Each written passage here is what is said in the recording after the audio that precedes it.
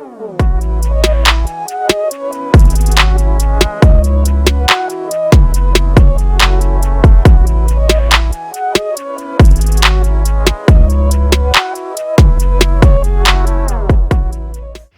ដីអ្នកទាំងអស់គ្នាថ្ងៃនេះនាងខ្ញុំចង់បង្ហាញអំពីស្លម្ជូរព្រៃសាច់គោចាស្លម្ជូរព្រៃសាច់គោយើងមានដូចជាចាយើងលួចគ្រឿងបុកស្រាប់បន្តិចស្ករសម្ទេសប្រហុកខ្ទឹមសខ្លាញ់ប៊ីចេងចាទឹកត្រីស្លឹកម្រះព្រៅព្រមទាំងអំបិលហើយយើងមានបន្លែដូចជាត្រប់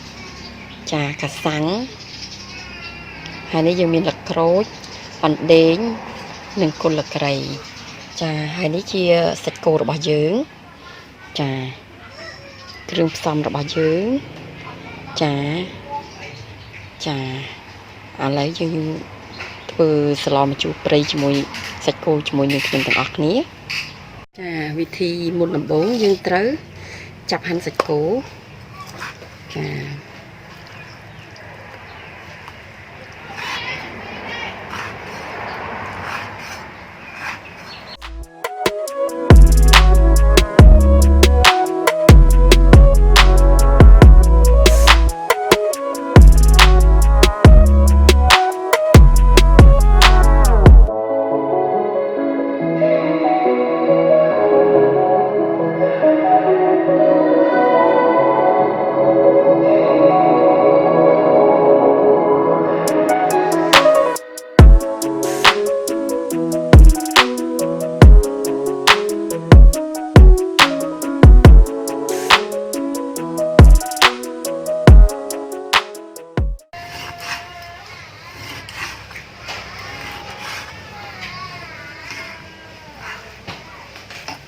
ឥឡូវយើងចាប់រួចហើយយើងចាប់ហាន់គល់ក្រៃរបស់យើង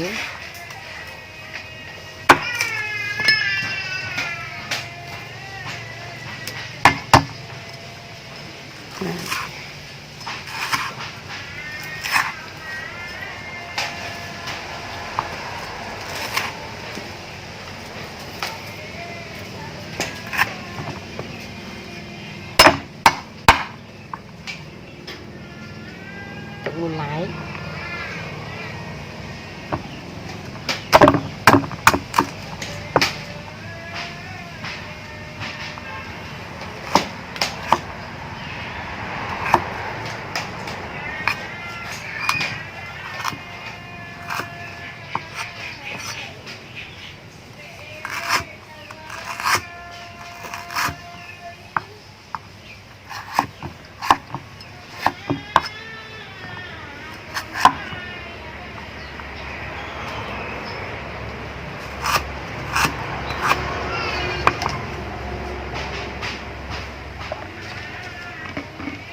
កាលស្លឹកក្រូច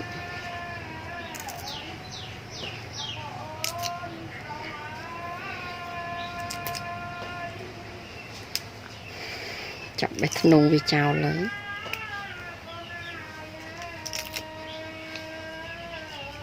ចំនួន3ស្លឹកទៅបានហើយព្រោះស្លឹកធំ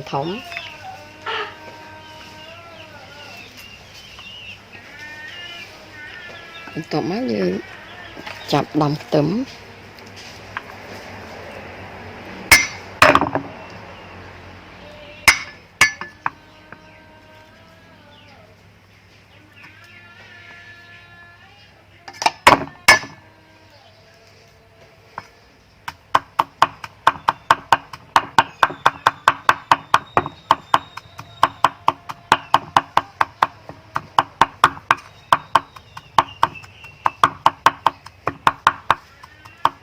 ច្រាំវាមកទៅ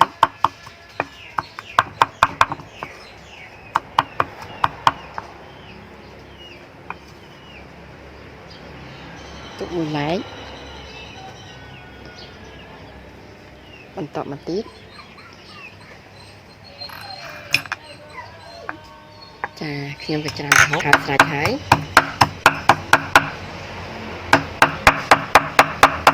ខ្ញុំទីសម្អាតវាចា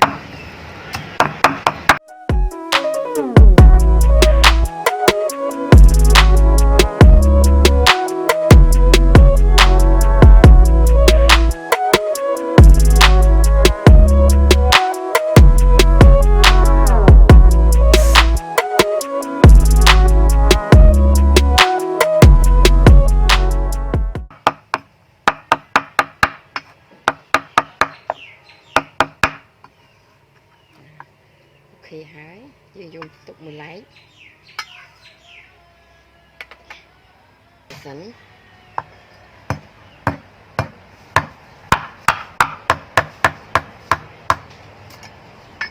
ចាកសាំងចាស់ល្អ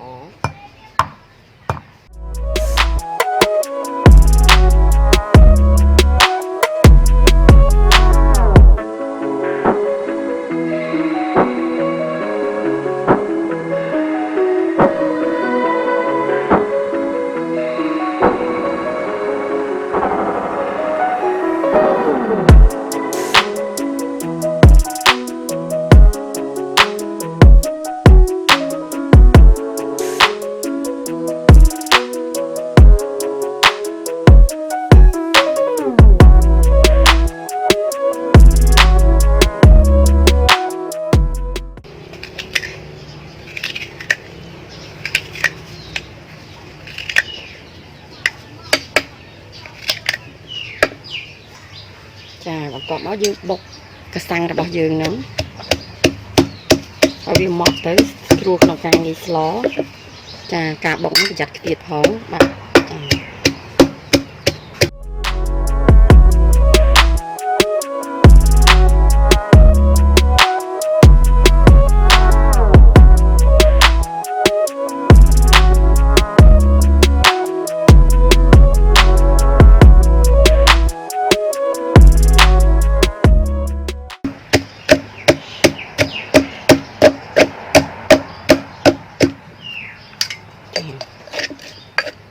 បុកវាប៉ុណ្នេះណាអូខេហើយចានេះគឺទឹករបស់យើងឥឡូវយើងលួចអំបិលបន្តិចមកចា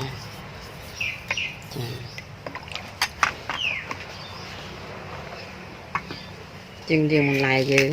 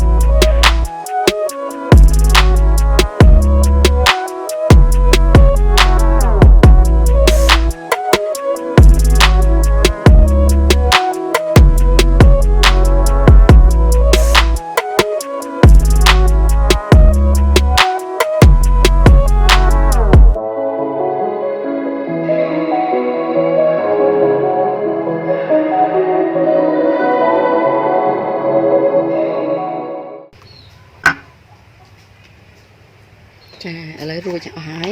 ចាឥឡូវយើងចាប់ដើមស្លជាមួយនឹងខ្ញុំ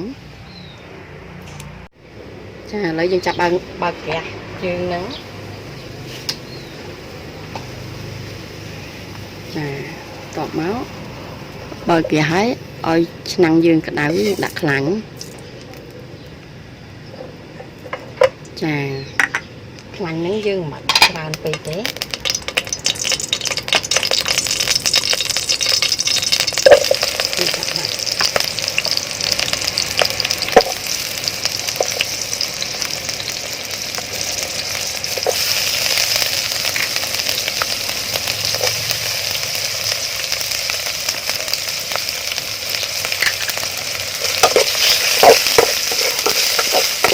ចាលីងវាស៊ីជាតិតិចទៅចាដើម្បីឲ្យឈ្ងុយគ្រឿងយើងសិនតាមយើងដាក់ទឹកគោទៅបានវាក្លិនស្អាត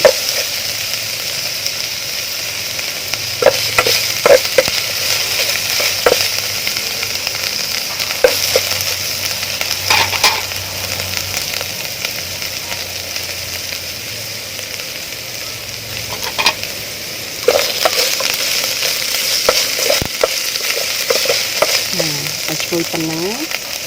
យើងចាប់ដកទឹកទឹកត្រីចូលតោះមកយើងដាក់ស្លឹកក្រូចដែលយើងបកហើយហ្នឹងចា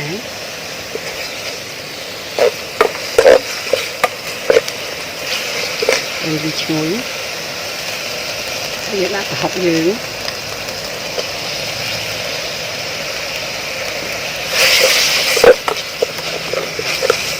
ចា ហើយតែយើងប្រើប៊ីចេងយើង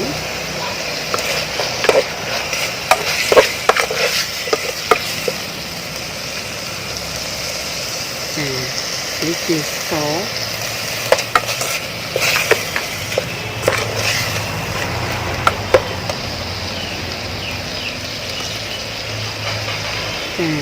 នេះជាអំបិលបន្ទាប់មកយើងដាក់សាច់គោយើងចាមកងាស់ឲ្យដឹងវាឲ្យវាផុយសិនទើបយើងនឹងដាក់កាសាំងហើយនឹងទ្រាប់ជ្រួយរបស់យើងតាមក្រោយចាឥឡូវយើងកូរវាឲ្យវាចូលជាតិជាមួយគ្នាសិន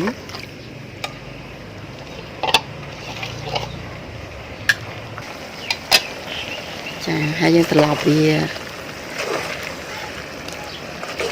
យើងមិនទាន់ដាក់ទឹកវាយើងងាស់វាព្រោះសាច់គោវានៅស្វិតណាចា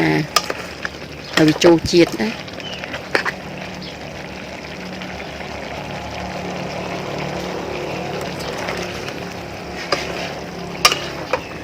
ព្រោះសាច់គោយើងត្រូវការប្រើវាផុយ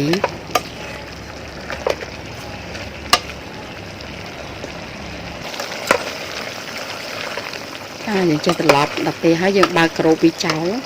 ដើម្បីឲ្យក្លិនសាច់គោនោះចេញណាចាឲ្យវានៅក្លិនឈ្ងុយចាបើកចឹងមកងាស់ចាឥឡូវយើងថែមទឹកទៅហើយមកងាស់វា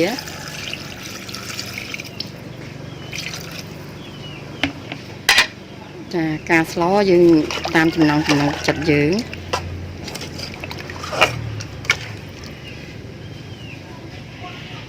ចា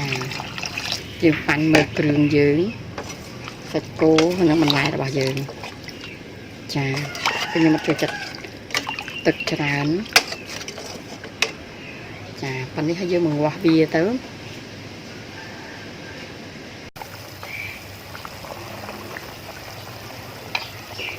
ឡូវស្លយើងហ្នឹងចាមកវាស់វាយូរហើយចាសាច់គោយើងវាផុយហើយនឹងថែមទឹកពីសាបើវាក្រផុយអានឹងយើងថែមវាទៀតណាចាឥឡូវយើងចាប់បង់ទ្រាប់យើងទៅ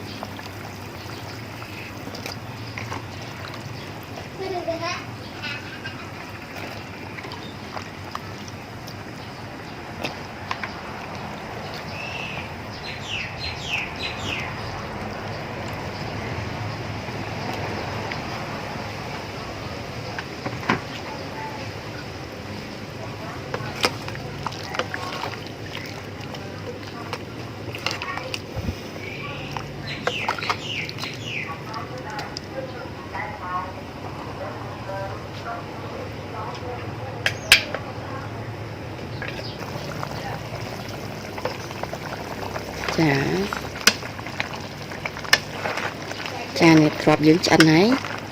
ចាប៉ុណ្នេះក៏អូខេហើយទ្រាប់របស់យើងចាស្លរបស់យើងឆ្អិនហើយចាឥឡូវយើងគ្រាន់តែបង់ម្រះព្រៅ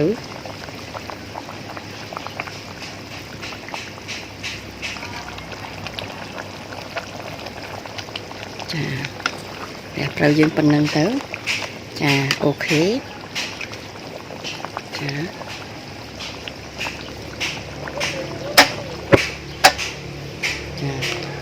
ពេលដែលបង់យើងផ្ដុតភ្លើងអញ្ចឹងណា